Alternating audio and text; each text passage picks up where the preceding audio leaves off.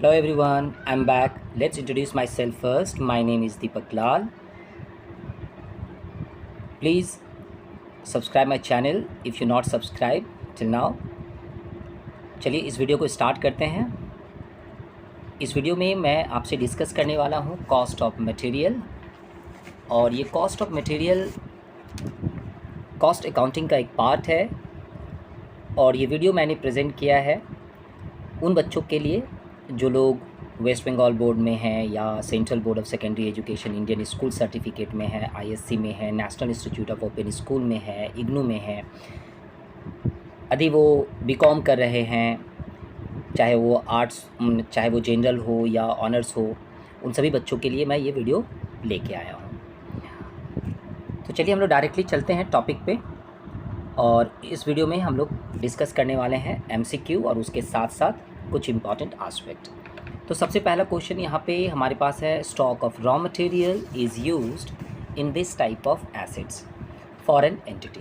ये direct question हमसे पूछा जा रहा है, बैलेंस शीट से रिलेटेड है। कॉस्ट अकाउंटिंग में भी बैलेंस शीट प्रिपेयर करना पड़ता है। चलिए, कॉस्ट अकाउंटिंग में जो बैलेंस शीट प्रिपेयर किया जाता है, कॉस्ट अकाउंटिंग के लिए जो बैलेंस शीट प्रिपेयर किया जाता है वो फिनंशियल अकाउंटिंग का ही पार्ट है। तो करंट एसेट्स के बारे में बच्चों आप लोग को पता होगा कि करंट एसेट्स में क्या क्या आइटम आते हैं। बैलेंस शीट में जो करंट एसेट्स होता है उसमें हमारा एक आइटम होता है स्टॉक बोल के। तो उस स्टॉक में हम लोग दिखाते हैं stock of raw materials, stock of finish goods या stock of work in progress. और ये सारे क्लोजिंग आइटम होते हैं बच्चों। ओपनिंग स्टॉक को नहीं लिखा जाता है क्योंकि पता है बैलेंस शीट जो है वो क्लोजिंग डेट पे प्रिपेयर किया जाता है। तो क्लोजिंग डेट में जो स्टॉक होता है उसे ही हम लोग इंक्लूड करते हैं। तो आंसर क्या होना चाहिए इसका? आंसर होना चाहिए current assets. Stock of raw material in this type of assets for an entity. Entity का मतलब होता है किसी भी ऑर्गेनाइजेशन में, एक ऑर्गेनाइजेशन के लिए stock of raw material current assets का पार्ट होता है। चलिए आगे बढ़ते हैं नेक्स्ट क्वेश्चन के ऊपर में। ये है, the document on the basis of which raw materials are issued from the stores. The documents on the basis of which raw materials are issued from the stores। बच्चों आप लोग को पता है कि जहाँ पे फैक्ट्री होता है, जहाँ पे प्रोडक्शन होता है, अलग अलग जॉब के लिए अलग अलग मटेरियल रिक्वायर्ड होता है। ये सारे मटेरियल जब मंगाया जाता है एक पर्टिकुलर स्पेसिफिक जॉब के लिए तो उसे स्टोर से इशू किया जाता है। लेकिन कौन से जॉब के लिए लग रहा है, ठीक है, ये सारा डिटेल्स जो है मेंटेन किया जाता है। और ये मेंटेन करने के लिए जो है अलग अलग टाइप के प्रोसेस को फॉलो किया जाता है। तो एक छोटा सा प्रोसेस मैं आप लोग को बता रहा हूँ। सपोज़ मानिए कि कोई एक जॉब है जिसका जॉब नंबर मैंने रख लिया कि जॉब 1 2 3। उस जॉब 1 2 3 में बच्चों मान लीजिए कि चाहिए क्या, तो सपोज़ जो है वो 5 kg जो है वो कोई मटेरियल चाहिए। तो 5 kg मटेरियल चाहिए तो स्टोर डायरेक्टली इशू तो करेगा नहीं। तो क्या होगा कि प्रोडक्शन जहाँ पे होता है वहाँ पे एक रिस्पॉन्सिबल पर्सन होता है, जो वर्कर्स होते हैं उसको क्या चाहिए प्रोडक्शन करने के लिए वो एक पेपर में लिख के दिया जाता है। और उस पेपर को ही हम लोग कहते हैं मटेरियल रिक्विजिशन नोट। और उस पर लिख के दिया जाता है कि इस जॉब के लिए इस मटेरियल इस डेट में इतना kg रिक्वायर्ड है। तो वो मटेरियल रिक्विजिशन नोट जब बन जाता है तो चला जाता है स्टोर के पास में, और स्टोर उसी को देख के पर्टिकुलरली उसी स्पेसिफिक जॉब के लिए जो है मटेरियल इशू कर देता है। तो चलिए हमसे पूछा जा रहा था कि the documents on the basis of which raw material are issued. तो वो कौन सा डॉक्यूमेंट्स है जिसके बेसिस पे एक स्टोर कीपर जो है वो मटेरियल को इशू करता है पर्टिकुलरली स्पेसिफिक जॉब के लिए, ठीक है, प्रोडक्शन प्रोसेस के लिए। तो इसका आंसर हो गया बच्चों बी। चलिए 3 नंबर में चलते हैं। The department which record the required entries relating to material movement in the store ledger. The department which record the required entries. देखिए एंट्रीज, रिक्वायर्ड एंट्रीज का मतलब क्या है? जर्नल एंट्री की बात करो। अच्छा बताइए, जर्नल एंट्री रिकॉर्ड करने कौन करता है? इसके लिए तो कोई एम्प्लॉय करेगा नहीं, इसके लिए तो कॉस्ट अकाउंटिंग डिपार्टमेंट ही करेगा ना, जो कॉस्ट पूरा मेंटेन करता है। कॉस्ट अकाउंटिंग डिपार्टमेंट जो पूरा रिस्पॉन्सिबल होता है जर्नल एंट्री रिकॉर्ड करने के लिए, या आप कह सकते हैं कि कॉस्ट अकाउंट प्रिपेयर करने के लिए जो रिस्पॉन्सिबल होता है। तो बहुत सिंपल क्वेश्चन है, थोड़ा सा खाली यहाँ पे रिक्वायर्ड एंट्रीज़ लिखा है। यदि यहाँ पे लिख दिया रहता कि रिक्वायर्ड जर्नल एंट्रीज, सभी का दिमाग उस पर दौड़ जाता, लेकिन ऐसा नहीं है, थोड़ा सा वर्ड जो है छुपा लिया गया है। The department which record the required entries relating to material movement in the store ledger. चलिए इसको भी समझ लेते हैं। एक जर्नल एंट्री है बच्चों, मान के चलिए कि डिपार्टमेंट ए से डिपार्टमेंट बी को जो ना मटेरियल ट्रांसफ़र हुआ है, या आप ऐसा भी समझिए कि मटेरियल बी के पास में डिपार्टमेंट बी के पास में डिपार्टमेंट ए से मटेरियल ट्रांसफ़र हो गया है, तो क्या इसका रिकॉर्डिंग होगा? डेफिनेटली होगा, क्योंकि मान के चलिए डिपार्टमेंट ए में प्रोडक्शन कुछ और हो रहा है और डिपार्टमेंट बी में प्रोडक्शन कुछ और हो रहा है। तो प्रत्येक डिपार्टमेंट में जो प्रोडक्शन हो रहा है वो अलग अलग जॉब के लिए है, जॉब नंबर अलग अलग है। Suppose job number 1, job number 2, job number 3।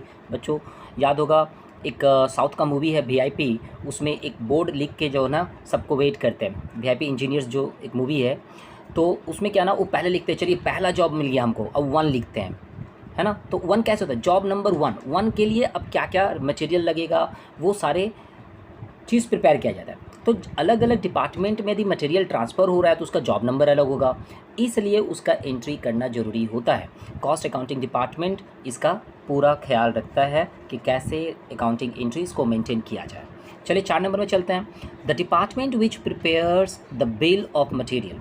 The department which prepares the bill of material. देखिए एक ऐसा डिपार्टमेंट जो बिल ऑफ मटेरियल प्रिपेयर करता है, एक ऐसा डिपार्टमेंट जो बिल ऑफ मटेरियल प्रिपेयर करता है, इसको अच्छे से समझिए। मान के चलिए कि यदि मैंने कहीं पे 100 रुपये कॉस्ट भरा है, कहीं पे 100 रुपये का मैंने कॉस्टिंग कहीं पे फिल किया है, तो मैं तो 110 रुपये का प्रोडक्शन कॉस्ट नहीं ले सकता। मैं सपोज़ ऐसा समझिए कि मैंने एक छोटा सा ब्रिज बनाने के लिए मैंने कॉन्ट्रैक्ट लिया है और मुझे पता है कि उस ब्रिज को बनाऊंगा तो मेरे को 100 रुपये खर्च आएगा।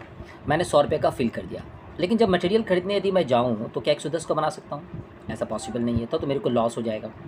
इसका मतलब क्या है कि जो इंजीनियर्स होते हैं वो कौन सा मटेरियल लगेगा वो बनाते हैं, वो एक मटेरियल का लिस्ट तैयार करते हैं। क्योंकि देखिए अलग अलग रेट पे मटेरियल मिलता है, अलग अलग ग्रेड का मिलता है, अलग अलग क्वालिटी का मिलता है, अलग अलग डिस्टेंस में मिलता है, ठीक है। तो कई सारी चीज़ों पे ध्यान रखना पड़ता है। जो इंजीनियरिंग डिपार्टमेंट होता है वो पर्टिकुलरली किसी जॉब में जो मटेरियल रिक्वायर्ड होगा उसके लिए कौन सा मटेरियल किस रेट का लगेगा वो पूरा कैलकुलेशन करके बताता है। क्योंकि इंजीनियरिंग डिपार्टमेंट को यदि मटेरियल का यदि आइडिया रहता है उन्हीं लोगों को कि कौन सा मटेरियल चाहिए बनाने के लिए। अच्छा, कॉस्ट अकाउंट मैंने इंजीनियरिंग डिपार्टमेंट ये तो डिसाइड कर लिया कि आपको ये मटेरियल लगेगा, ठीक है, लेकिन मान के चलिए कॉस्ट अकाउंटिंग तो केवल एंट्री करता है ना, उसको तो पता नहीं चलेगा कि ये मटेरियल का दाम 500 रुपया ना 600 रुपया। इंजीनियर को ही पता होगा कि ये मटेरियल अलग अलग रेट का मिलता है, आप इसको ले आइए, इस रेट का लगेगा। तो आप कह सकते हैं कि the department which prepare the bill of material prepare करने का काम कौन करता है? तो इंजीनियरिंग डिपार्टमेंट करता है। नेक्स्ट है the actual quantity of raw material used for a specific job is available from this record. फिर से समझिए, the actual quantity of raw material used for a specific job is available from this record. मान के चलिए मेरे पास 5 job है, job A, job B, job C, job D, job ई, है ना। मैंने अलग अलग जॉब मैंने लिया है। सपोज़ एक मैं कोलकाता में एक कंस्ट्रक्शन कर रहा हूँ, एक दिल्ली में कर रहा हूँ, एक मुंबई में कर रहा हूँ, एक मान के चलिए कि महाराष्ट्र में कर रहा हूँ, चेन्नई में कर रहा हूँ। तो मेरे को कोलकाता में कितना मटेरियल लग रहा है ना, मुंबई में कितना लग रहा है, चेन्नई में कितना लग रहा है, दिल्ली में कितना लग रहा है, यदि अलग अलग जगह का मटेरियल यदि हमको निकालना तो हमको पता कैसे चलेगा? तो इसका आंसर आप आराम से दे सकते हैं। तो हमें क्या करना होगा? एक सीट प्रिपेयर करना होगा, जिसका नाम होगा मटेरियल इशू एनालिसिस सीट। देखो मटेरियल बी नंबर ऑप्शन में टाइपिंग थोड़ा मिस्टेक है, करेक्शन कर लीजिएगा, मटेरियल होगा वहाँ पे MATERIAL, 8 को काट दीजिएगा। तो मटेरियल इशू एनालिसिस सीट से ये पता चलता है कि कौन से जॉब के लिए कौन सा स्पेसिफिक मटेरियल हमें लगा है। तो इसका आंसर होने वाला है B. The basis for classifications of the method first in first out.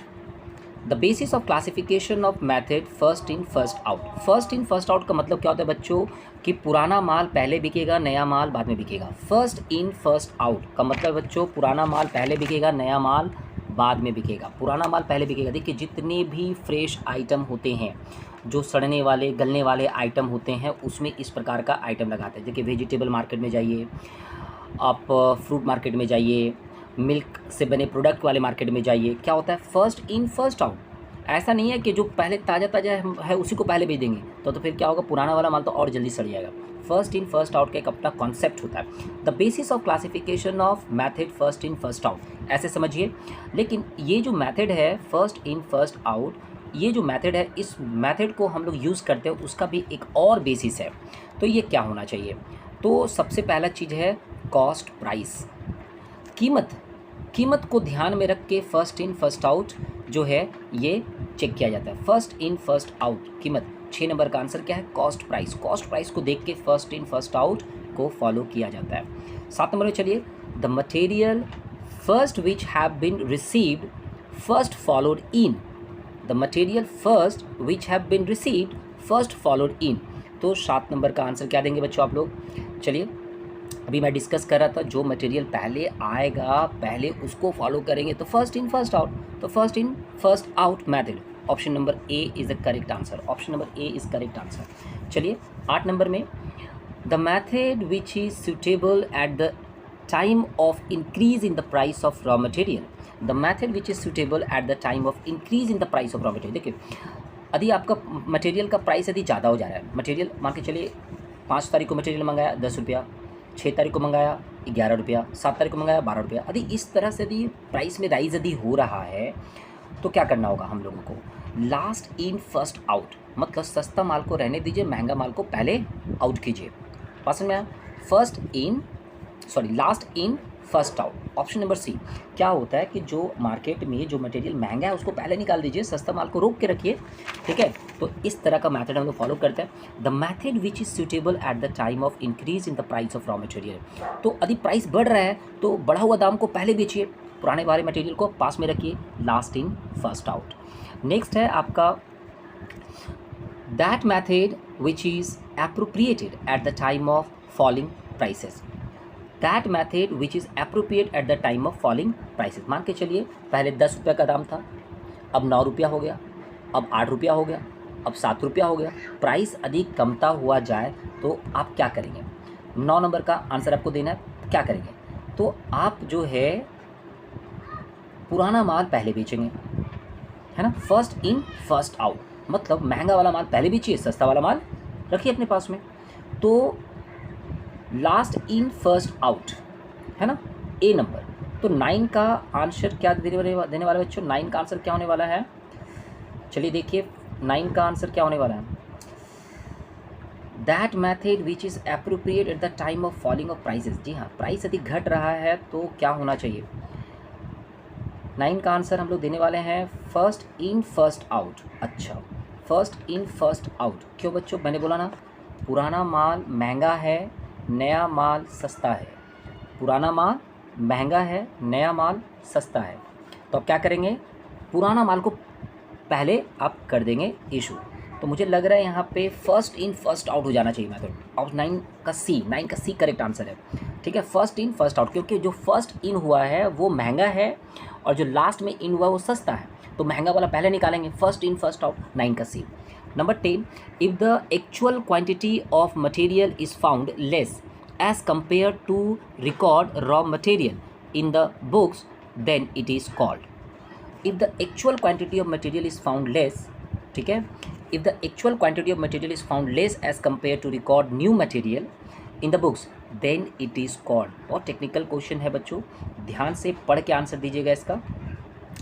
क्या होता है कि कभी कभी हमारे पास में जो मटेरियल होता है वो जो है वो कम हो जाता है, तो हम लोग उसको शॉर्टेज कहते हैं ना, शॉर्टेज, स्टॉक शॉर्टेज कहते हैं। कैसे काउंटिंग ट्रीटमेंट होता है, यदि शॉर्टेज जो हो जाए तो जब हम लोग बुक्स बना रहे होते हैं तो याद रखिए जब शॉर्टेज दिखाता है तो हम लोग उसको इशू में कंसीडर कर लेते हैं, ठीक है। तो यहाँ पे स्टॉक शॉर्टेज हम लोग टेक्निकल टर्म यूज़ करते हैं, if the actual quantity of material is found less as compare to the record raw material in the books then it is consider as stock. अब मालूम होना चाहिए जब प्रैक्टिकल सवाल हम लोग बना रहे होते हैं, लीफो फीफो एवरेज वेटेड, तो शॉर्टेज को हम लोग वहाँ पे इशू दिखा देते हैं कि उस डेट में इशू हो गया होगा। चलिए 11 नंबर में, the loss of material due to natural process of the production is known as. देखिए नेचुरल प्रोसेस, देखिए बहुत सारे ऐसे बिजनेस होते हैं जहाँ पे नॉर्मल लॉसेस होता है। चलिए मैं कुछ एग्जांपल आपको दिखाता हूँ। देखिए जो फर्नीचर का बिजनेस होता है, जब फर्नीचर खरीद के लेकर आता है तो काट छाट में कितना फर्नीचर निकलता है। एल्यूमिनियम का यदि बक्सा बनता है तो कितना एल्यूमिनियम कट के निकलता है। यदि आप लोग कहीं पे गैस फिलिंग देखे होंगे, जहाँ पे लाइटर में गैस फिलिंग करता है, गैस सिलेंडर में फिलिंग करता है, कितना गैस लीक हो जाता है। तो ये तो नेचुरल है। तो जहाँ पे नेचुरल है उसे हम लोग कहते हैं नॉर्मल लॉस। ठीक है, the loss of material due to natural process of the production is known as normal loss. चलिए बच्चों, मैं दीपक लाल आपके लिए काफ़ी मेहनत करके ये प्रैक्टिस क्वेश्चन मैं बना रहा हूँ। 95 ग्राम साउथपारा नियर जो है ये सांझा चूल्हा या अबाहिनी क्लब के पास मेरा कोचिंग सेंटर है। यदि आप लोग को ऑफलाइन क्लासेस लेना है तो आप मेरे से कांटेक्ट कर सकते हैं। मेरा नंबर है 9007026188। चलिए नेक्स्ट वीडियो पे चलते हैं। तो नेक्स्ट क्या है थोड़ा देख लेते हैं। तो नेक्स्ट क्वेश्चन हमारा है the type of loss of material can be. The type of loss of material can be. जब मटेरियल हमारा लॉस हो जाता है तो वो कितने टाइप का होता है। The type of loss. तो अभी मैं डिस्कस कर रहा था ऊपर वाले क्वेश्चन में कि the type of loss of material. अभी मैं बात करें तो बहुत सारे ऐसे बिजनेस होते हैं, कुछ ऐसे लॉस होता है जिसको आप प्रिवेंट कर सकते हैं, कुछ ऐसे लॉस है जिसको आप प्रिवेंट नहीं कर सकते हैं, मतलब नॉर्मल एबनॉर्मल। यदि उस लॉस को आप प्रिवेंट कर सकते थे और आप कर नहीं पाए तो वो एबनॉर्मल लॉस में जाएगा। और यदि ऐसा कोई लॉस है जिसको आप प्रिवेंट कर ही नहीं सकते, ठीक है, वो नेचुरल है, तो उसे हम लोग नॉर्मल लॉस कहते हैं। तो यहाँ पे एक तरीके से आप कह सकते हैं कि दो लॉस के बारे में तो आपको आइडिया हो गया। एक है एबनॉर्मल लॉस और दूसरा है नॉर्मल लॉस। 13 नंबर में scrap of raw material in this type of loss. Scrap of raw materials, जितने भी स्क्रैप ऑफ रॉ मटेरियल्स होते हैं स्क्रैप तो होगा ही।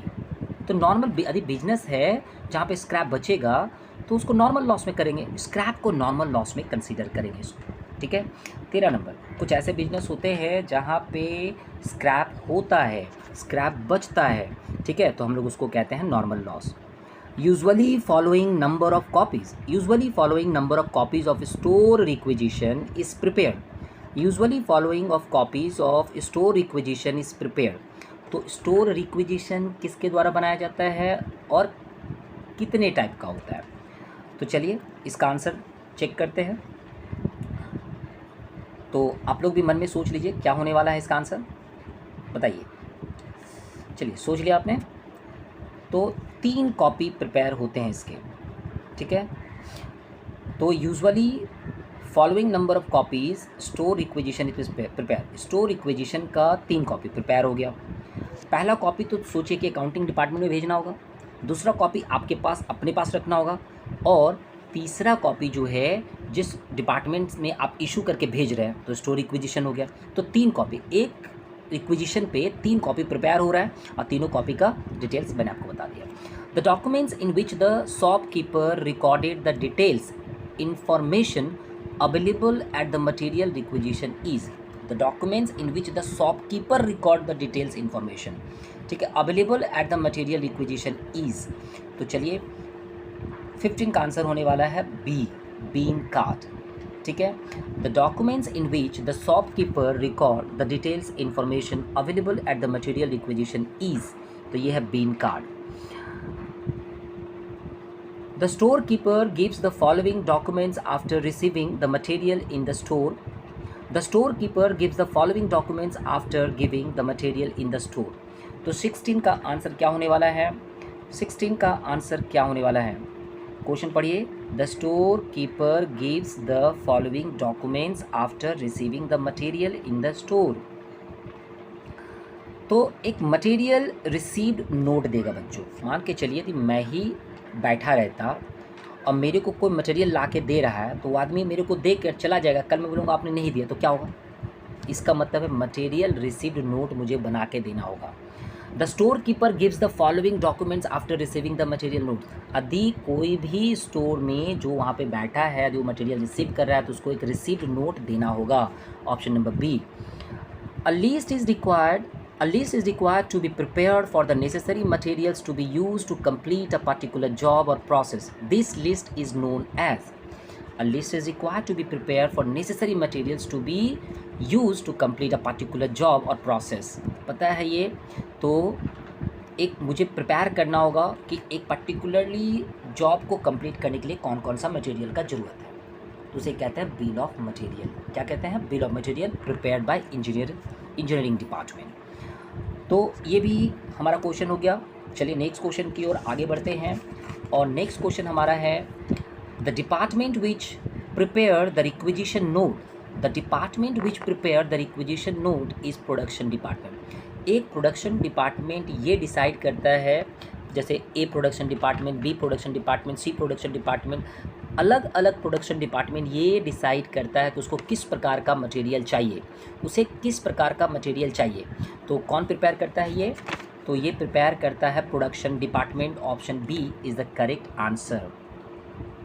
चलिए आगे बढ़ते हैं, लेकिन ये पार्ट 1 में मुझे ख़त्म करना पड़ रहा है क्योंकि ये वीडियो काफ़ी लेंदी हो जा रहा है, इसलिए मैं चाहता हूँ कि इसे पार्ट 2 में बाकी क्वेश्चन को मैं डिस्कस करूँगा। तो इस वीडियो को आप लाइक कर दें और अपने दोस्तों में शेयर कर दें, ठीक है? तो चलिए पार्ट 2 का वेट कीजिएगा। देखने के लिए धन्यवाद। Thank you.